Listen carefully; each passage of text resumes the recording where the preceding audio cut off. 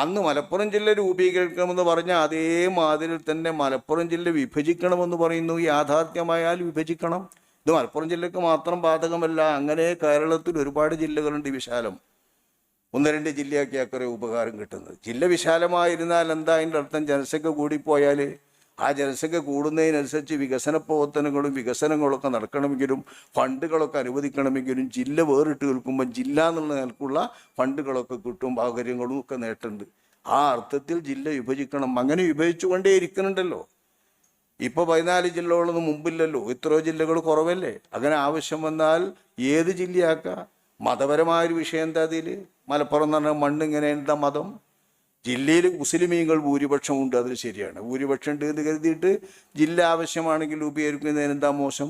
ശക്തമായ ആവശ്യം തന്നെ ഇക്കാര്യത്തിൽ ഉന്നയിക്കണമെന്നാണ് നമ്മളെ സംബന്ധിച്ചിടത്തോളം നമ്മൾ മനസ്സിലാക്കുന്ന അഭിപ്രായം.